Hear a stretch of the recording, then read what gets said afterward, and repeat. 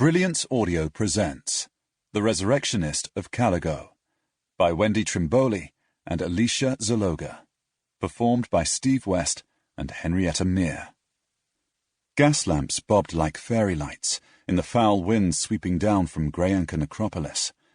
Roger Weathersby adjusted his topcoat to conceal the rope and rolled-up sheet slung over his shoulder. Thrusting his moth-eaten gloves in his pockets, he inventoried his supplies with his fingertips. Candles, tinderbox, lockpicks, folding candle hood, and a reassuring, if useless, garlic bulb. "You're looking a mite wet, Roger, love," crooned a painted doxy from a lodging-house doorway. Her skirt clung to her thighs like rotten leaves. "Still no coin? Discount for that handsome face." Roger cast her a regretful look and tucked his chin behind his collar. "Try me again tomorrow. You'll hear my pockets jangling all the way from Mouth Street."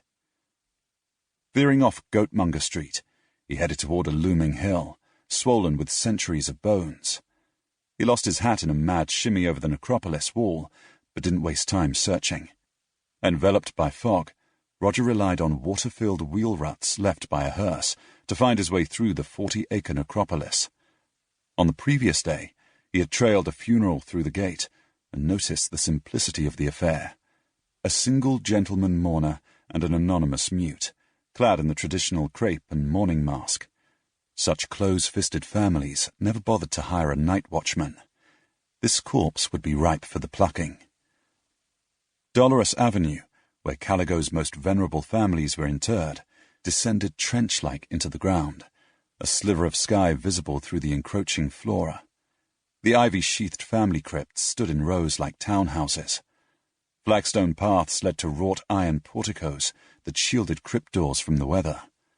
Tiny glowing ghost candle mushrooms sprouted from chinks between the stones, and the statue of some long-dead queen clawed the air with marble fingers.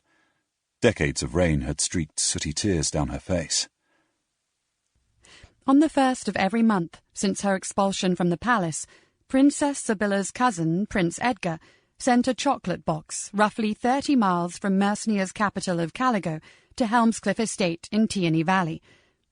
For 3 odd years, these boxes of violet and rose-filled chocolates had been delivered to warm her to the idea of marrying her younger cousin, yet his obligatory wooing had a chilling effect instead.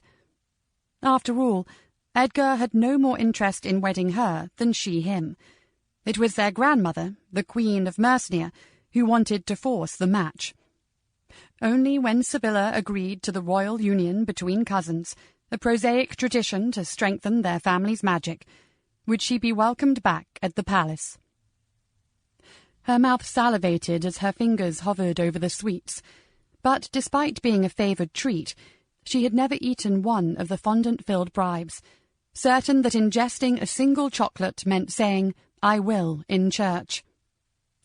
She tucked her feet into her slippers and resealed the box of confections for a second delivery. Outside her room, heavy tapestries lined a stone corridor, where cold morning air seeped through the seams of her dress and little clouds formed from her breath. She knocked only once before bursting into Captain Starkley's room. "Harrod, a moment of your time." The captain paused in the middle of fastening the gold buttons of his naval frock-coat. He watched Riley as she shut his bedroom door behind her and inclined his head. "Your Highness." Sibylla flung herself into a wing-back chair near the meagre fireplace and tossed the rose-coloured chocolate box at Harrod. He caught it and raised a curious eyebrow, then finished buttoning his uniform one-handed. Though only 30 years old, her warden-protector fussed over his uniform like an aged valet. Scrutinizing himself in the mirror, he straightened the skirt of his jacket over well-ironed trousers, pinning on the most important medal last. "Is Her Highness in ill spirits this morning, or is this her way of protesting my departure?" He jiggled the chocolate box. "Rose and violet? I'd sooner eat a bowl of begonia and clover." Sibylla exhaled unhappily. "Give them to your replacement if you don't wish to eat them. He's already sent word that he'll be arriving this afternoon."